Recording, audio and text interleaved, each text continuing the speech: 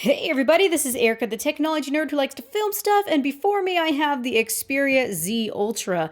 I have been incredibly excited to get this phone because I'm somebody who wants a tablet, but who also wants a phone at the same time and who doesn't want to have to carry around two. Also, in the American market, if you want to have a tablet, you have to have one SIM card, and if you want to have a phone, you have to have another SIM card. So for me, I thought this might be an interesting thing to try out because I can use my phone SIM card in this tablet-like phone thing and not have to pay for two different plans. This is going to be kind of like a pseudo unboxing today because I got a new camera and I was playing around with the camera and I was really excited. So I kind of unboxed this and had a chance to play with it. So more or less this is an impressions video of all the things that I've had a chance to look at over the last couple of days. Let's go ahead and open the box. So one thing that I have noticed is that if you get this from somewhere like Negri, they're not going to give you that neat expansion kit. I think in some areas of the world, I know that the people in India are getting one that comes with a stand and it also comes with a really nice case. But unfortunately, you can't get that package everywhere, so this is just the phone. Let's go ahead and open it. Huge box. So this is the HSPA Plus version. The LTE version is going to be out sometime in September, although I'm really wondering how that's going to affect battery life. So here we have the absolutely huge, gigantic tablet in a nice sultry black. Let's go ahead and put this one down. I'll show you what else you get in the box in a second. But here we have the S4, and this is the Galaxy Note 2, and we have the HTC One. So you can see just how large this phone is. It's just insane. It may be the largest of all the phones that we see here, but it is also the thinnest. This is such a thin phone. And yes, now it is very, very big, but it is actually not all that heavy. The perceived weight is really not bad at all. I think it's just a little bit heavier than the Note 2, but honestly, it feels about the same to me. So if you were able to handle the weight of the Note 2 in pocket, hopefully this one won't be so bad as well. I'm going to try putting this in my pocket so that you can see this. It's really ridiculous. I think that somebody who has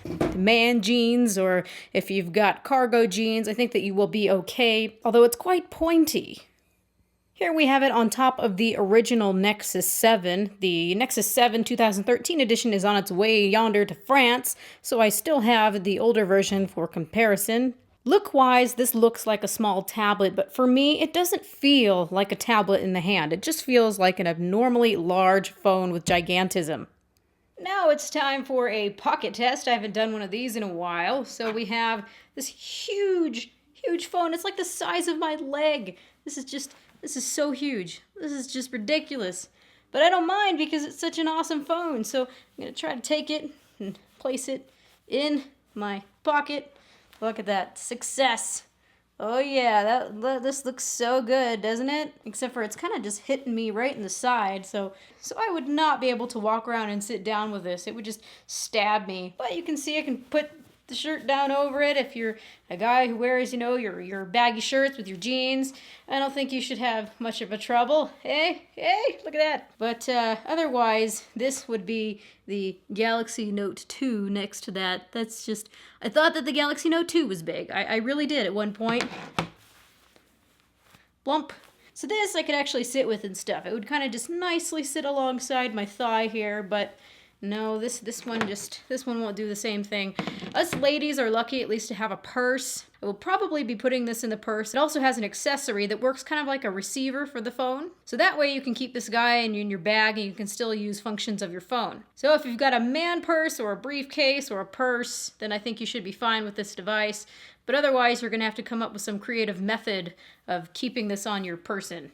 Now, despite its huge, gigantic, obnoxious size, this is actually my favorite phone on the market right now, and it's what I'm going to be using now for my daily driver. Now, as for what's in the rest of the box, we just have this little insert thing here. There's a bunch of manuals and SAR information. All of this is in Chinese. This came from Negri, but it looks like they have the Hong Kong version. And then we just have this other little insert. And you can see there's definitely no case or anything special in this box. You've got this large European adapter. This looks like it's the British one.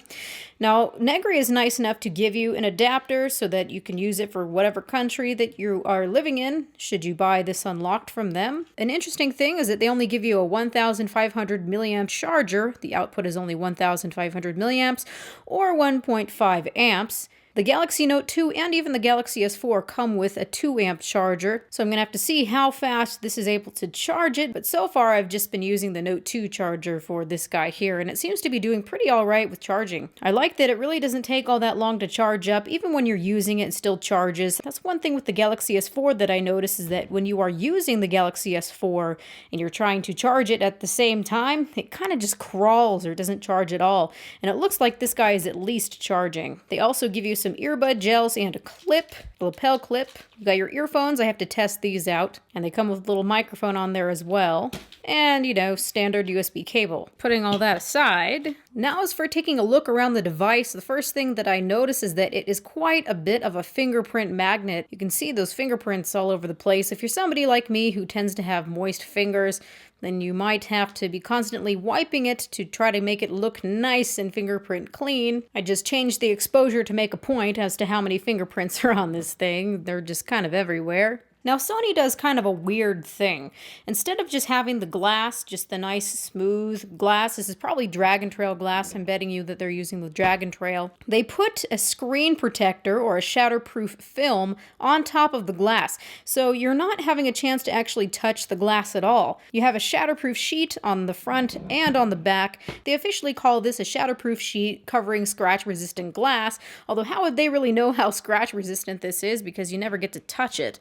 That is one thing that really annoys me, is that these shatterproof sheets, because they're plastic, they scratch no doubt a lot easier than the glass that's underneath it. Since they do such a good job applying this plastic shatterproof screen protector, a lot of people can't see it on there. They never know that it's on there, and they get very upset when they see that the device is starting to scratch in places. So if you see that your device is scratching really easily, don't worry about it. It's just the screen protector. The thing is that when you remove the screen protector on the Xperia Z, it actually removed the Sony logo, and underneath there is no oleophobic layer. There's no reason to have an oleophobic layer underneath this plastic screen protector, because you always have this plastic screen protector on it. So if you end up seeing that it's getting a lot of scratches and you don't care to get rid of the Sony logo that's on here, sure, you can pull off that plastic screen protector and just go ahead and apply another one on there. But if you're somebody who doesn't want to have the Sony logo removed, I recommend getting a plastic screen protector to put on top of your plastic screen protector,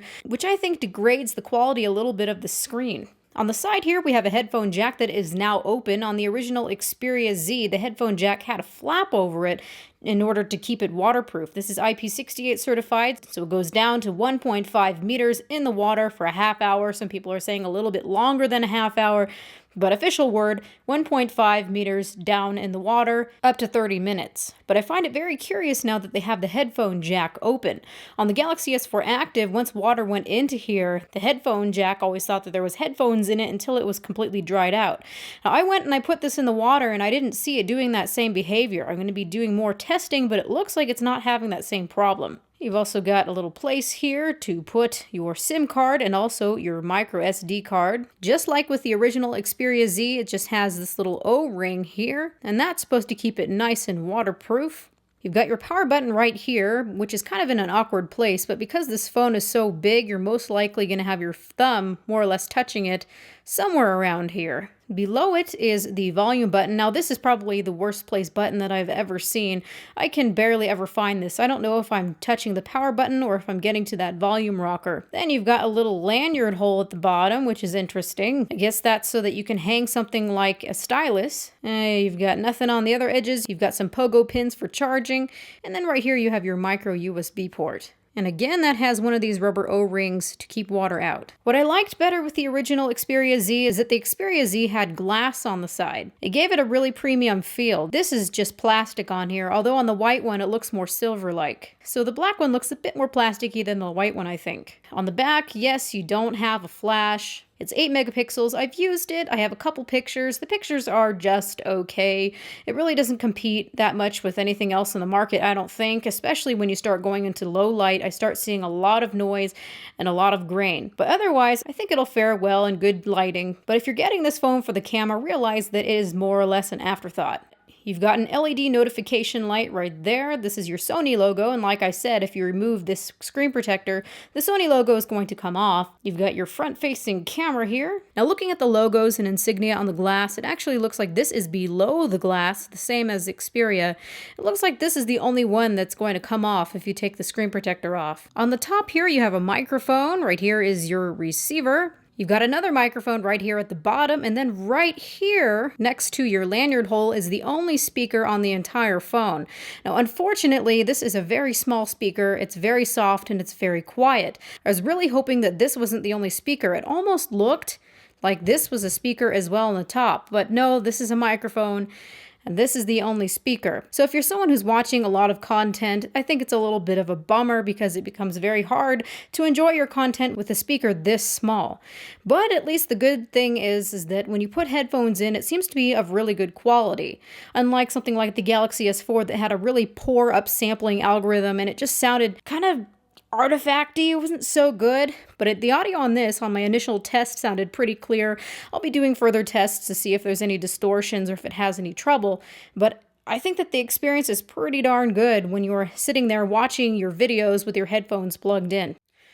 The colors that this display can produce are nothing short of incredible, which is why I absolutely love this phone. It is such a different, interesting media experience. It's like having a phone with a Super AMOLED display without any of the downfalls such as having burn-in. And that is thanks to the Tri-Luminous technology, which is quite interesting. I'm going to be looking more into it and talking a lot about it as I start analyzing the display and a lot of other things with this device. But I'm telling you, when you are watching content, the colors pop like nothing that you have ever seen before. It has a lot to do with the processing of this display, or possibly even it might be calibration. But I will get into all of that later, and you can see if this is something that you like or not. This is just absolutely amazing, the way that the colors pop from this display. Also, what's nice is that this isn't like the Xperia Z, the original version, because with the original version, it had really poor viewing angles, and you can see that the viewing angles are actually pretty darn good on this display. When I'm turning it, I'm not seeing color shifting at all. So now I am in my closet. I'm going to be doing a demonstration to show you something that I have noticed with this device. Now look at this picture. This is really, really nice. The blacks look really nice and punchy. The colors are super rich. It's just incredibly beautiful, right? I mean, who wouldn't like this? But now look at something. When you start turning it from an angle when it's not head on, you can see that the light is really bleeding on all sides. The thing is that it's actually very even light bleeding, so it's not like it's a defect where it's a splotchy light bleed. So I'm wondering if this is a property of this type of technology or a property of this display, or if this is just one display from one manufacturer and this is the only display that does this, or if this is a defect. Now I have turned the light off, and just look how bright this is. Look how blue and bright this is. I was watching some movies in the dark like I normally do, and I like to watch a lot of dark-themed kind of movies. Like Law & Order SVU, for example. It's a lot of dark themes. It's a set in shadow most of the time. So what I noticed is that the blacks were just way too bright. So I got very suspicious, and I did some measurements, and I found out that the contrast ratio of this display is only about 690 to 1. Now that's really not a good contrast ratio at all. For a good contrast ratio, just say I have the HTC One as well. I did some measurements on that display, and I found out that the contrast ratio for that display is a little bit over 1,000 to 1. That's twice as much, the contrast ratio. The brighter the blacks, the worse the blacks look. So at 600 to 1, that is not very nice at all, which means it just looks too bright. That becomes very distracting during movies, and as I had showed you, when you turn it to the side, you start really seeing that light bleed. So if you look at this display from anything but head on, just say a slight angle, just like now, you can start to see that the light bleeds. So if you're watching darker content, the content washes out entirely and you can't see it anymore. So this is a very big concern to me. You can see that now the display is white. Turn it and now it is black again. So if you have this device, please go into a closet or a dark room, find a completely black image, turn it up to 100% brightness, and see if your black levels look decent to you. Because immediately at looking at this, it's just way too bright. Now, as far as battery life on this guy, I was pretty worried because it's 3,050 milliamp hours, where you have the Galaxy Note 2 at 3,100 milliamp hours, and it's smaller with a smaller screen, and a less powerful processor. But surprisingly, I had done one of my crazy things where I just use it straight until it dies. I was able to get 7 hours out of it. Worst case scenario, really, really heavy use, like never turning it off. And I got 5 hours and 1 minute of screen time. And you can see here that I'm just at 4% ready to charge it again. So 5 hours of screen time on a device this big is nothing to snuff at. That's actually a pretty decent battery life. I made sure to keep the screen brightness on something decent so it wasn't using so much power. And I also didn't have this on the endurance mode either. I just had it running regularly with all my emails and everything, and it seemed to last just fine. Sorry, I called it endurance mode. It's actually called stamina mode. So if you are to put it in stamina mode, you're basically putting the Wi-Fi to sleep so that there is no network connection. It's not constantly running data services in the background. You're disabling all data services and Wi-Fi until you turn the device back on, and then everything will work normally when your device is on. But there are some things that you can add back, like I put Hangouts and messaging.